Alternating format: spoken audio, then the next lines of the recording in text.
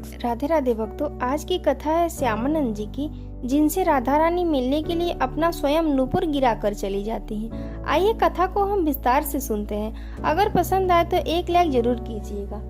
श्यामानंद जी वृंदावन के बहुत बड़े रसिक संत हुए, जो कि रसिक मुरारी जी के गुरुदेव भी थे। ये नित्य सेवा कुंज में जहाँ प्रिया प्रीतम नित्य विहार करते, वहाँ सोहनी यानी कि झाड़ू लगाते थे।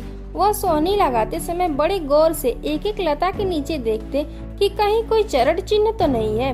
कभी कभी उनको प्रियालाल के चरण चिन्हों के दर्शन हो जाते तो वो बड़े भाव में मग्न हो जाते। प्रियालाल के चरणों में जो चिन्ह है वह उन्हें देखकर पहचान कर लेते थे, यह उनके ही चरण चिन्ह है। एक दिन उनको सेवा कुंज में सोहनी सेवा करते हुए देख श्री राधा रानी को इन्हें दर्शन देने की इच्छा हुई, लेकिन जब तक किसी सहचरी की कृपा ना हो तब तक श्री राधा रानी किसी को दर्शन नहीं दे सकती। इसीलिए इच्छा होने पर भी श्री राधा रानी सीधा दर्शन नहीं देती।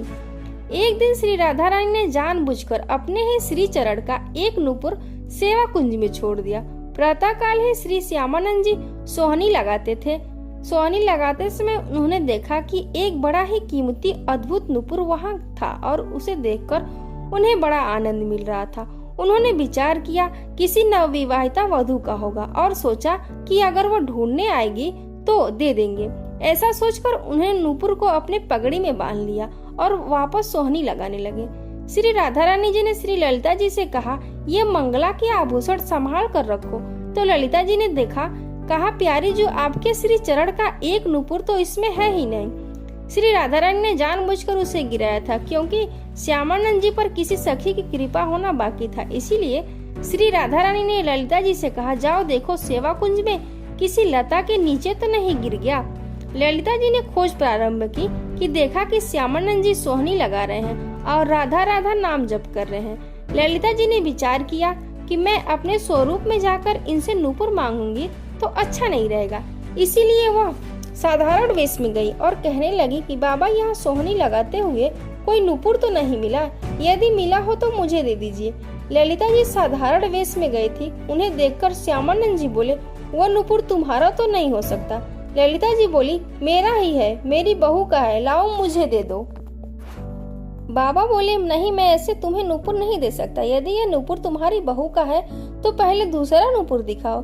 यह अगर वही हुआ तो अभी दे दूंगा, अगर नहीं दिखाया तो नहीं दूंगा। बाबा को अंदर ही अंदर आनंद हो रहा था कि इस नूपुर में कुछ तो विशेष है, क्योंकि इसकी खोज हो रही है। उन्हें ललिता जी से बात करके अपार आनंद भी मिल रहा था। वह समझ गए कि यह कोई साधारण व्यक्ति नहीं है, यह कोई दिव्य शक्ति है जो अपने वेश को छुपाए हुए है। ललिता जी बोली, अरे ना बाबा, तू मुझे ही दे दे। बाबा मना करने लगे, नहीं नहीं, मैं आपको दे दूंगा। और थोड़ी देर बाद जिस बहू या बेटी का गिरा है वो आकर बोले कि मेरा नूपुर था तो मैं तुम्हें कहाँ खोजूंगा, मैं तभी यह नूपुर तुम्हें दूंगा जब दूसरे चरण का नूपुर देखूंगा।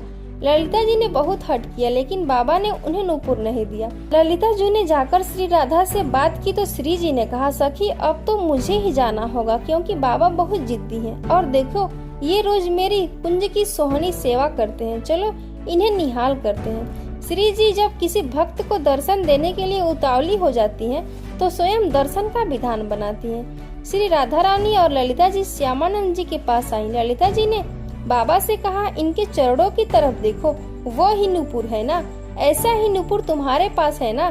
बाबा ने नूपुर देखा और कहा, हाँ वही है। यह कहते हुए और श्री जी की करुणा देख वह उनके चरणों में साष्टांग लौट गए। बाबा ने इशारा किया कि मैं बांधू। श्री जी ने हाँ में सिर हिलाया। बाबा ने श्री जी के चरणों में नूपुर बांधा और श्री जी ने अपना हाथ श्यामानंद महाप्रभु जी के मस्तक पर रखा। श्री जी श्यामानंद जी को दुलार करने लगी कि मेरी कुंज की सोहनी लगाने वाली ये मेरी सखी है। श्री जी बहुत प्रसन्न थी। बाबा फिर उनके चरणों में लौट गए।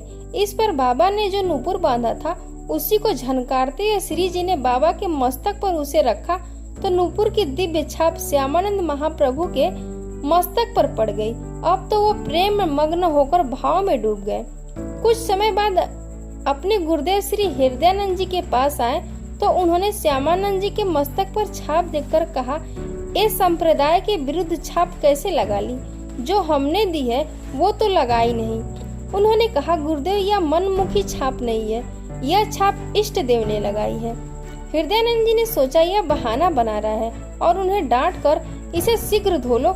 श्यामानंद जी ने आज्ञा मानते हुए बहुत धोया, रगड़ रगड़ के साफ की, पर श्री जी की लगाई हुई छाप कैसे छूट सकती थी।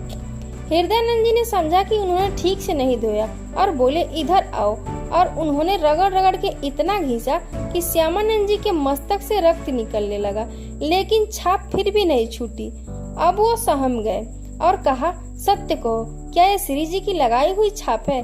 श्यामानंद जी ने हाँ में उत्तर दिया। हृदयानंद जी कहने लगे, धन्य है तुम्हारा जीवन, मुझे अब विश्वास हो गया है कि श्री जी ने तुम्हें स्वीकार कर लिया है। पर फिर हृदयानंद जी ने कहा, फिर भी हम ये मानेंगे कि तुमने हमारे तिलक की जगह छाप लगाई, इसीलिए ये अपराध है। इसीलिए हम वैष्णव समाज में इसका दंड निर्धारित करेंगे। गुरुजनों की बड़ी विचित्र लीला होती है। श्यामानंद जी के हृदय में आया कि गुरुदेव आपकी कृपा से ही तो मुझे श्री जी ने सहचरी भाव दिया है और यह छाप लगाई है। श्री जी ने अपने नूपुर की छाप देकर मुझे अपने परिकर में मिला लिया। श्यामानंद जी का दंड निर्धारित करने के लिए वैष्णव समाज की सभा बुलाई गई। तभी श्री कृष्ण के सखा सुबल प्रकट हुए और उन्होंने पूरी वैष्णव मंडली के बीच में कहा, मैं साक्षी देता हूँ कि इन्होंने अपने आप से छाप नहीं लगाई, स्वयं श्री राधा जी ने प्रकट होकर छाप लगाई। सुबल इतना बोलकर ही पास के ही एक तमाल वृक्ष में समा गए। तत्काल दिव्य वाणी हुई, हृदयानंद जी अब तो विश्वास कर ले कि तुम्हारा शिष्य वहाँ पहुँच चुका है जहाँ तुम्हारी भी पहुँच नहीं है। वह श्री जी के निज परिकर में मिल चुका है। अब हृदयानंद जी सहम गए और सारी बात मान गए, लेकिन अब उनका हृदय जानने लगा कि उनसे अपने शिष्य के प्रति गलती हो गई। वैष्णव जनों ने कहा, देखो हृदयानंद जी, आपने हम सबको श्यामानंद जी को दंड देने के लिए एकत्रित किया था, लेकिन आज हम आपके ऊपर दंड लगा रहे हैं क्योंकि आपने गलत किया। अपने शिष्य के माथे को इतना रगड़ा कि मस्तक से रक्त प्रवाह होने लगा और वह कह रहे थे कि छाप श्री जी ने लगाई है, फिर भी आप नहीं माने।